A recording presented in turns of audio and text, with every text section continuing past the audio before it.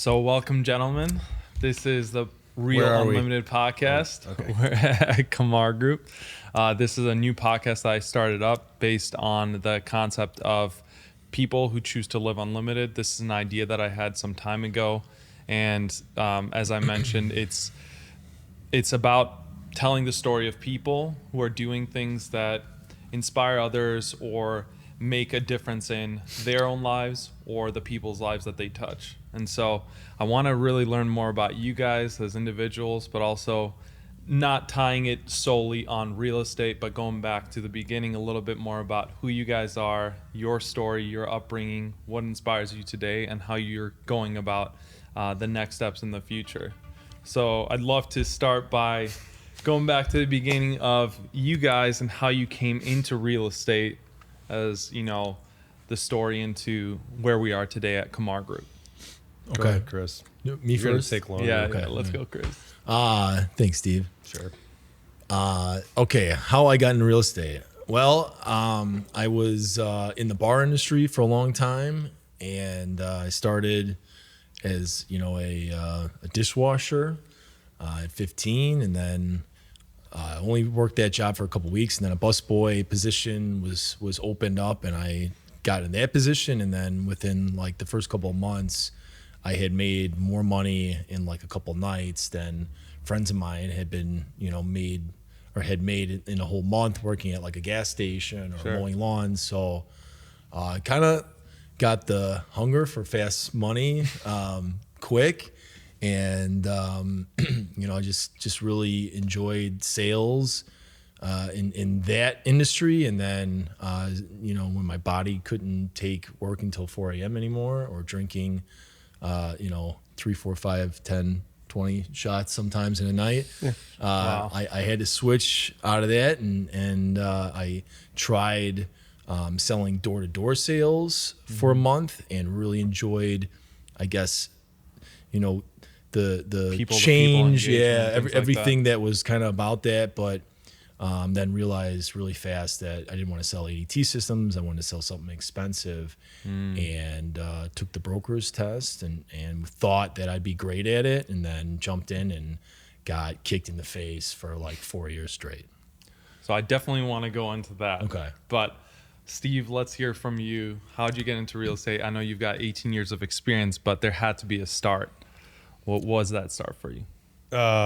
So as far as 18 years of real estate, I started doing rentals. I did rentals for 6 years, Chicago Apartment Finders. I was, there was 175 agents there, and I was number 1 to number 5 every single year. I took precedence of really trying to figure out how to follow the best people in the company to emulate them.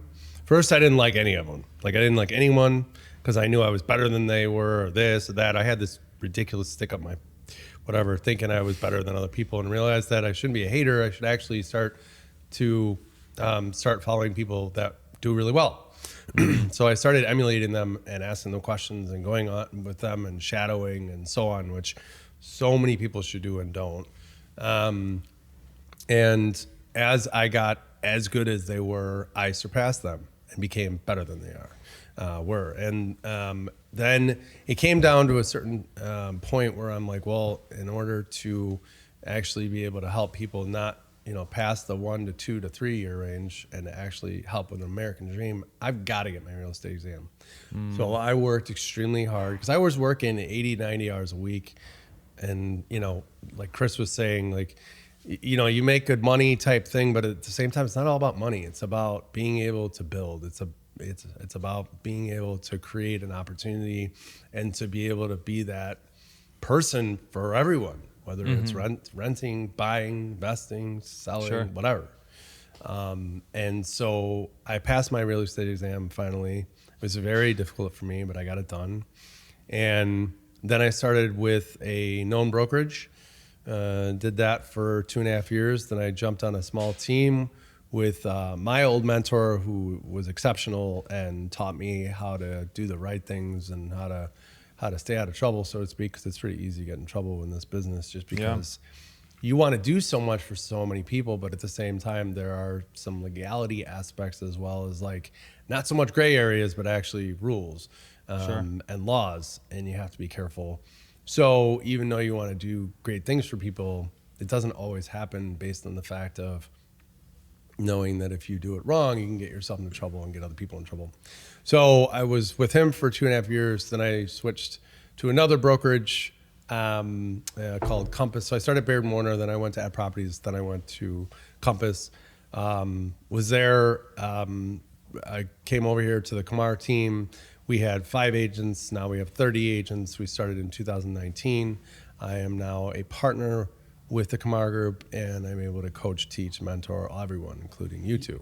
So right. I love doing what I do, and that's how I got into the whole thing with the real estate aspect. But I did do every kind of job like Chris had mentioned. However, the door-to-door sales, hold on, the door-to-door sales, not a fan. So I don't think a lot of people are, yeah. Or education door-to-door. That was not fun. So I don't know how you got past that, but I almost ended my career right there. I want to go and dig further. So let's go back because boy. obviously personality is a large element of real estate. That's why I don't know You need to connect with individuals to actually get through to doing what we do best, which is helping buyers, sellers, investors, whoever it is that we're helping. And in the context of you as a partner or down the road, I'm sure you want to scale up to that, about mentorship, helping coach people and so on, bringing on different individuals that we can really help them advance in their careers. But going back to the beginning, I've heard some of your stories, your upbringing. There's a lot of crazy elements to it, friendships, people that you know from high school that are now maybe doing PG, things. Chris. Keep it PG. PG, yeah. But I want to. I was a good boy in Preferably school. PG-13, maybe 17. That's it. All right, we'll go 17 Or is and it below. NR? What was your family like growing up? What were the values that they instilled in you, or like what were some of the things that you were surrounded by that either shaped you to who you are today, or maybe inspired you to choose a certain path? Yeah. Okay. So, What a great question. yeah, Jeez. it was so. A lot of people that meet me and then meet my parents think that we're from two different worlds. So they're very like normal and reserved and structured and educated. And they always want, like, my dad was a professor. I mean, I say this a lot, he had more bow ties than tools, when I was growing up. So, I didn't stay around home very much. I really enjoyed working like right away. I mean, I started mowing lawns at like 8 years old or something like that. Yeah. Shoveling snow, stuff like that. And so I guess a lot of people I hung out with, friends, and then a lot of jobs I had were for entrepreneur type people that owned their own business, did whatever they wanted, had worked their tails off, but got to a point where they were making money and enjoying their lives. And that's what I saw. And then I saw my dad, who went back to school at 43 or 44, for 5 years, and then had to start all over again and work for someone and drive an hour and a half to work every day. After spending, whatever it was in school, spending all this time in school. And I was like, if I'm gonna put all that time in, like, I want to do whatever I want to do. And so I kind of drifted a lot in life because I couldn't really find someone to kind of direct the path that I wanted to take. Because most of the people I knew were saying, just go to school.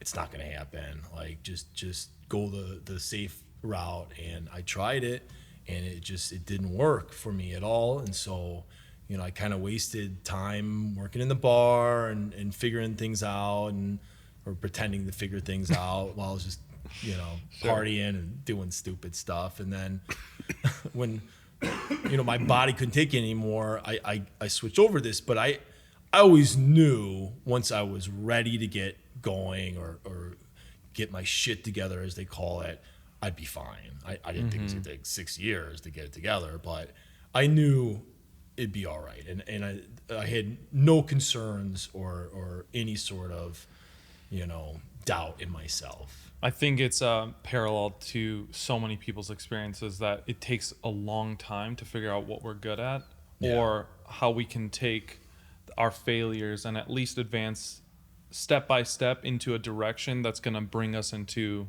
what we would identify as a state of success. And I think you're getting very close to that from the recent success that you've had in real estate, and the efforts you've put over the last number of years are tying into the achievements of what you're able to do for your clients and so on. Sure. But it's, with all the technology, it's made it a lot easier too. And when I was 21 years old, there wasn't Audible and, podcasts and YouTube videos and, all the stuff that a lot of these young people have today. We are old. To really, yeah. I'm 43, just to let you guys know. So at 20 years old, I mean. Never mind, he's not that old. Like 20 years ago. You guys are young. You either went to a trade school or you went to, a college, traditional college. Like a lot of people weren't like, oh, I want to be an entrepreneur. I'm just going to learn stuff from this book, that book, or whatever to do what I want to do. It was like you either did this or that, or, you just worked at 7-Eleven or, White. And I think White End. I'm not familiar with Whitehead, but I think what you're saying is like there was, unless you had a very particular direction that was kind of laid out in front of you, it was a lot of path to follow. Yeah, it was a lot of figuring out on your own, and maybe mentorship wasn't available or guidance. But the things that I'm gathering from your story, yeah, exactly, is that by putting in the work at such a young age, your mentorship came through the work you saw these entrepreneurs doing, running the businesses that you were, under doing work for, and learning from those guys that had all the freedom that you found so attractive.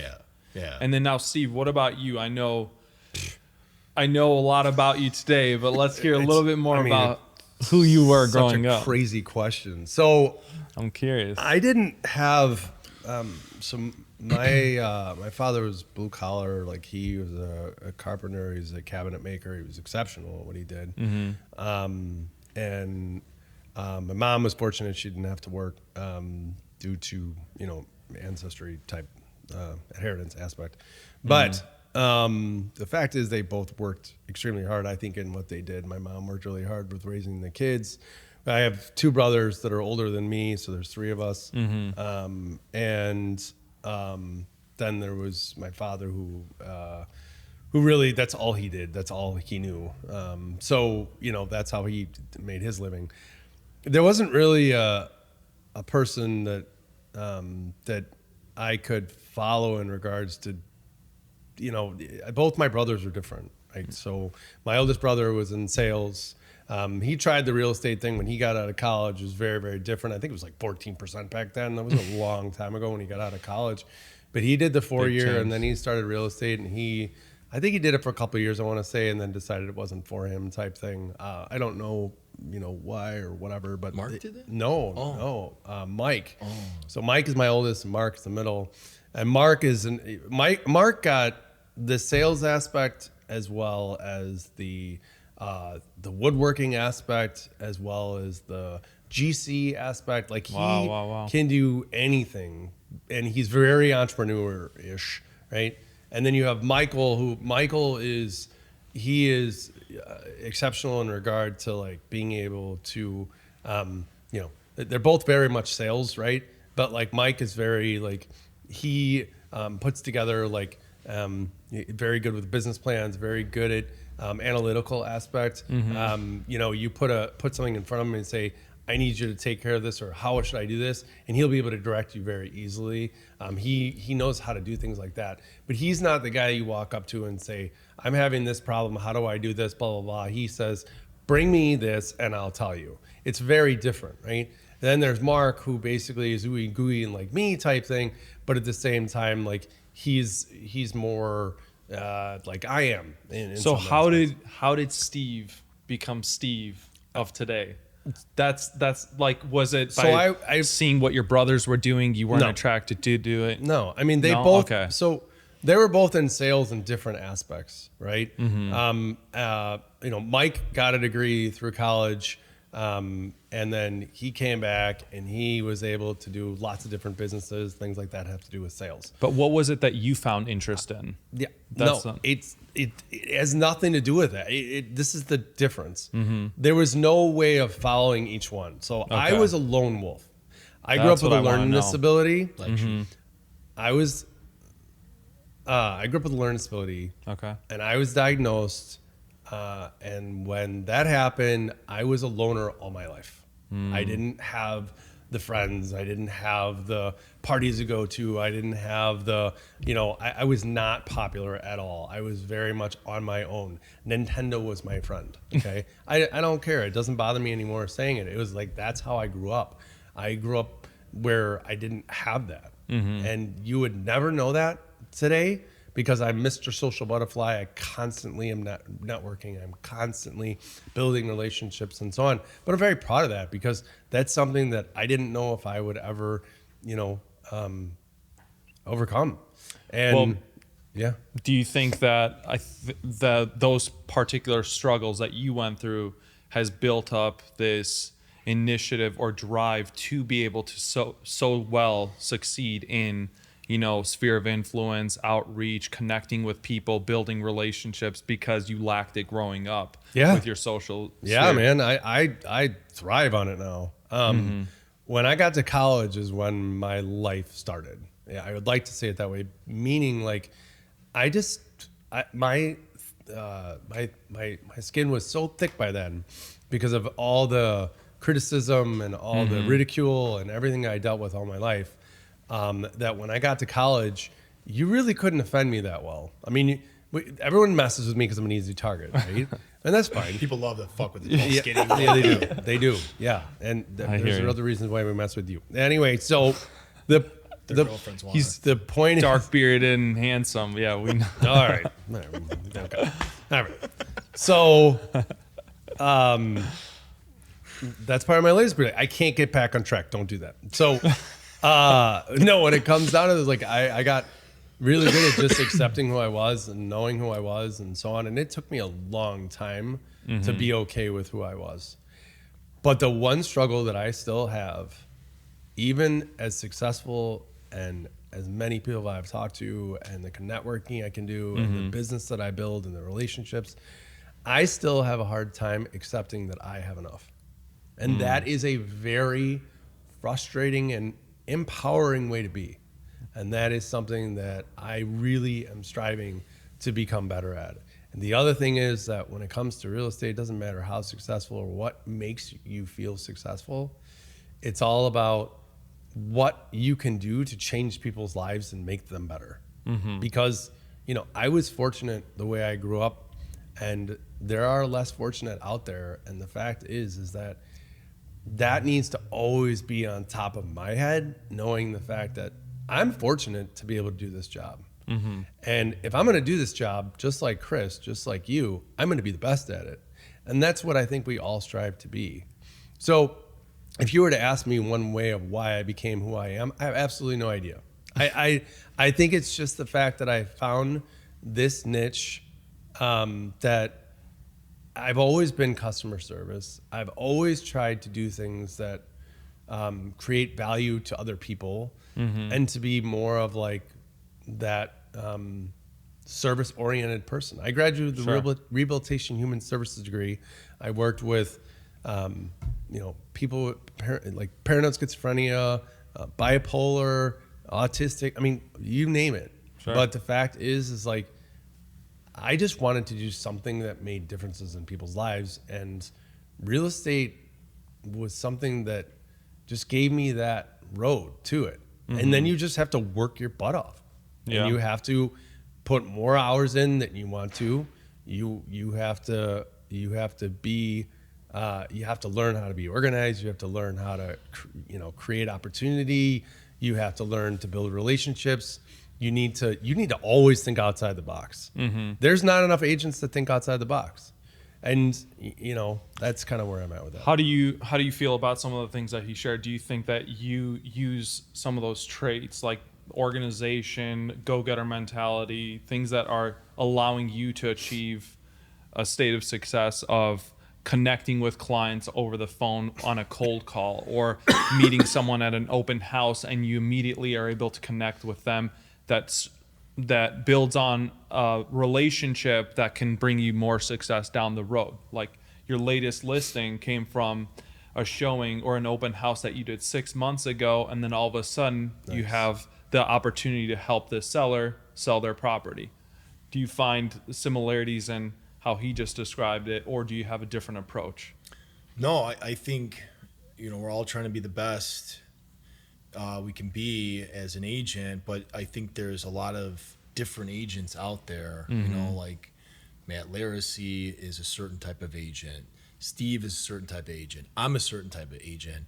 And, I'm not trying to be the best, but I'm just trying to be really good at maybe, the people who I help out with, which is, a lot of times people that are buying something that's a little distressed, and then, we have people that can come in and help them fix what they want. And I just try to be the best at like that. That might not necessarily be what Steve does, or people on our team, or some of these other really big producers. But I enjoy that aspect of this business, and that's kind of something I agree with. Is you got to be kind of creative in this business. You got to think outside the box, and being kind of more of a creative person. Opposed to like analytical or extremely structured, or the stuff you probably want to be, in this business. I'm more of like an artistic person, so I kind of put my efforts into finding ways to do business with a little touch of creativeness or artistic flair, instead of more of a straightforward, transactional.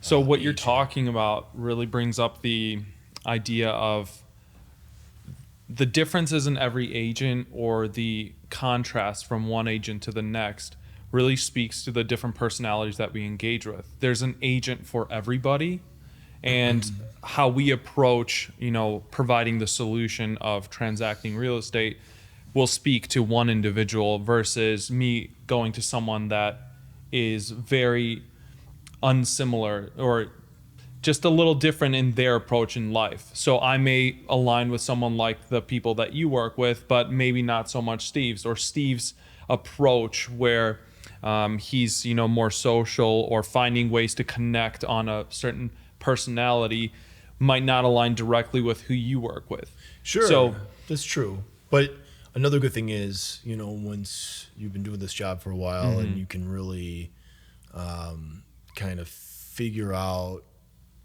who a person is right away, then you can really cut to the chase if you're the right agent for that person, within a couple sentences, a couple questions, maybe one time out even.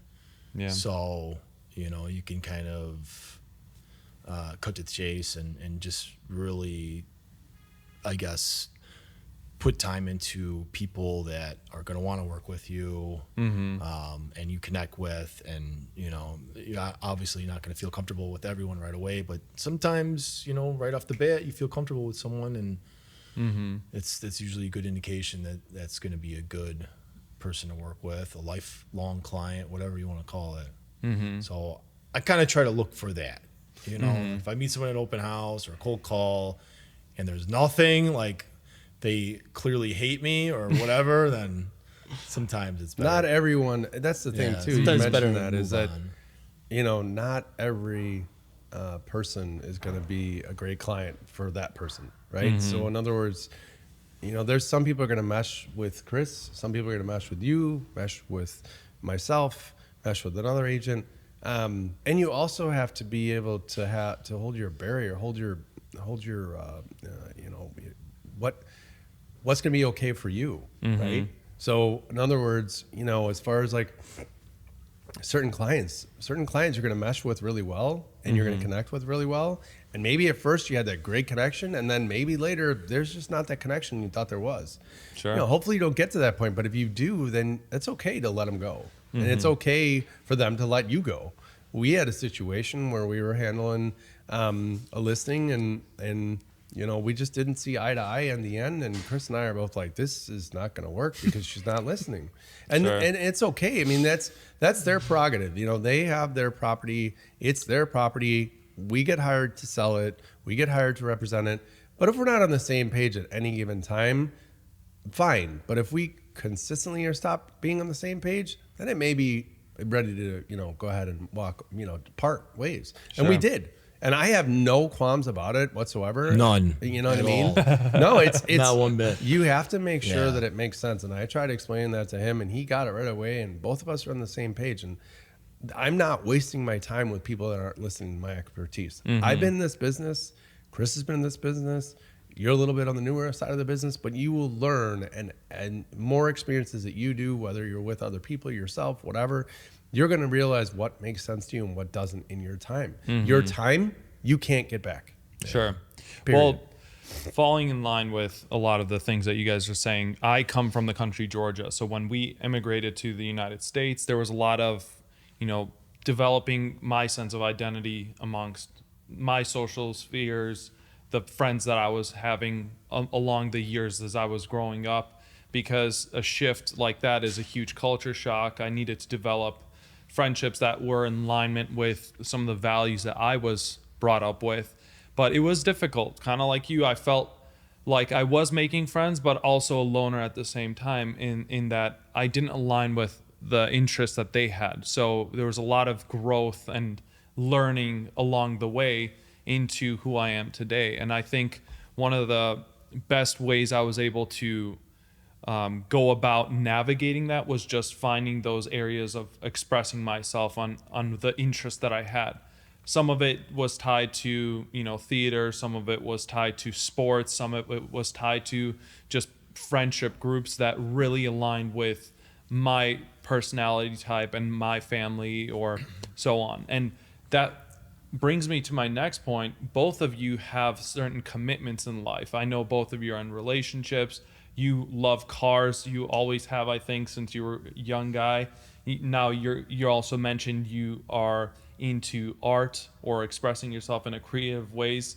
You have some businesses that I'd love to really quickly learn more about. And then Steve, you have some organizations regarding pets or dogs in particular and some other events that you hold. So briefly before, we come and wrap this up, could you guys touch a little bit about what your commitments are outside of real estate and outside of, this people side of business, but things that you guys do today that defines who you are?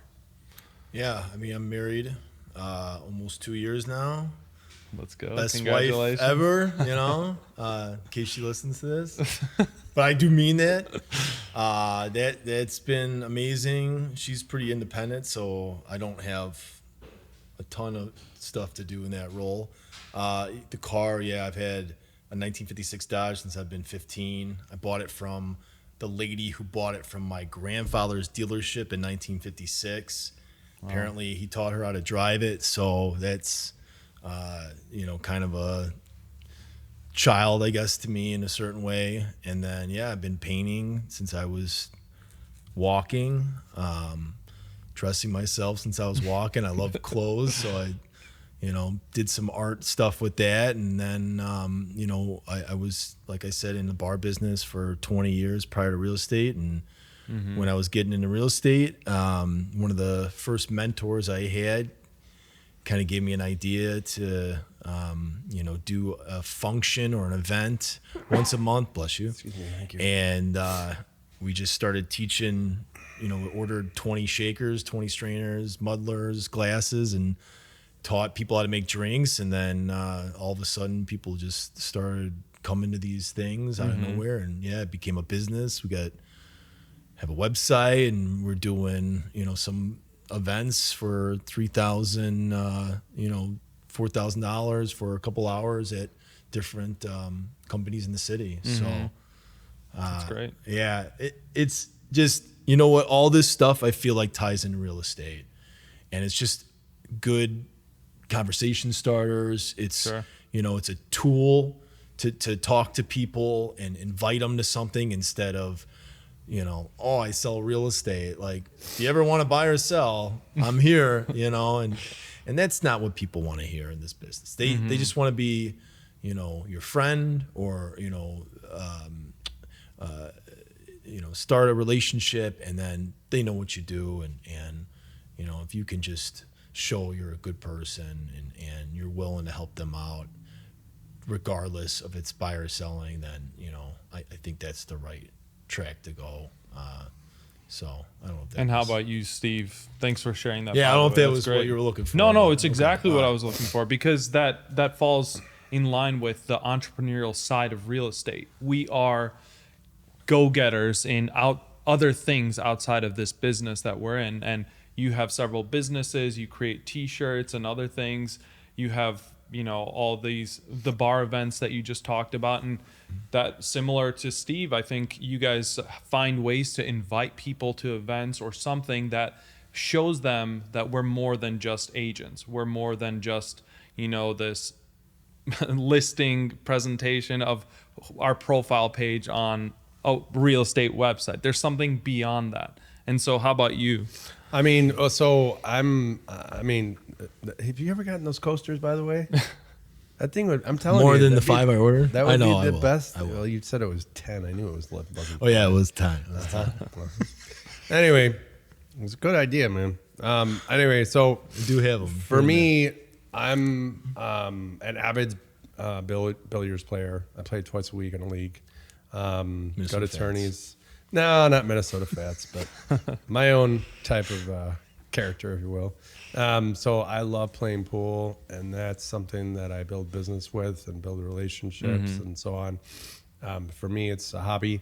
The other thing that is near and dear to my heart, and I am married for actually 10 years, and then Congrats. compromise. That's it. You both need to understand that word, okay? Oh, I'm learning know, every day. Yeah. I love her to death, but it can be a challenge, and both of you got to be your own team players and play on, work together. It can be challenging. But anyway, so speaking of that, we have 3 children. Our children are dogs, so our fur babies. Those are near and dear to my heart, which goes along with the other thing that I do, which one of the events that I do every year is called the Yappy Hour. I do that with one of the lenders I work with. We've done this, and it'll be our 4th year this year. I believe it'll be in August, I think we decided. It allows us to bring clients that have dogs, maybe clients that we haven't worked with yet that have dogs, or their friends. They can bring their dogs, not family, whatever. And basically, it's a way to raise money for a charity called, which is a rescue, which is called Save. And it is a very near and dear to my heart, where I can raise a bunch of money for them and take care of dogs and cats that need to be, whether it's vet bills or it's, spay, neuter, simple maintenance, whatever, with dogs and cats to be able to get fostered or better yet, adopted. So that's near and dear to my heart. So I'm looking forward to doing that this year. I think, comes kind of down to anything that we do. And one of the things I love about being who I am and what I can do for people is bringing value to them one way or another.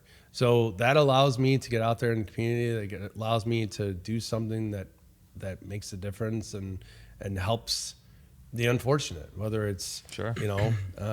whether it's animals, whether it's people, whether it's just, society in general. I want to be able to do things that maybe they couldn't do on their own, right? So I think real estate allows us to do that, whether it's the creative ways, as Chris does, or, the ways that you're able to really connect with people and give them a viewing and a showing and a visual aspect, which allows them to get enticed to what you are having to say and so on, which you do a remarkable job at. Or whether it's the connection of communicating in regards to the relationship, which I find that I'm very, very good at myself. So Sure. I think, in essence, when it comes to real estate, and doing what we do that's passionate, it's not just that. I think it's really connecting in all kinds of different ways. So, you know, whether it's doing what Chris does, I do, you do, you know. It's true. There's a lot of value we bring, and hopefully a lot of it is outside of the real estate transaction. Even hosting events where people come together, that's such a cool opportunity for you to give them something that they wouldn't get otherwise. You Networking. bring people together, they're having fun, they're learning, they're networking, building on business relationships or personal. And same thing with the Yappy Hour events. So that's a really cool side of our unique lives that, yes, we are in real estate, but there's more to us. And I think that's like the benefit to the relationships that we're building with clients every day. And I'd love to, as we wrap this up, please share with people where they can find you or how they can learn more about some of the work that you guys are doing today. I'm on Instagram, Chris Vlajcic. I think it's just Chris Vlajcic. Or you can call me 708-334-4577. I'm always, for the most part, available. How about your business, your bar business, or the drinks business? Yeah, so call me about that too. We're gonna be changing the name of that, I think, pretty soon, because I want something different. I want to change it up, but we are going to be doing some more public classes in the summer. So if anyone wants to get into a cocktail class, just call me, text me, 708-334-4577. How about you, Steve? So you can find me on Instagram. It's I'm Steve Davis, or Facebook Steven Davis with a PH. My emblem is myself sitting down at a pool table. Or my number is 312-513-6314. Or you can reach me at Kamar Group. So it's steve@kamargroup.com. Great. Well, thank you guys so much. I appreciate your time. Obviously, we'll share with people more about you guys, but this is a great conversation. I appreciate learning more about you guys. Thanks for having us. Yeah, thanks, appreciate it. Nika. Have a good one.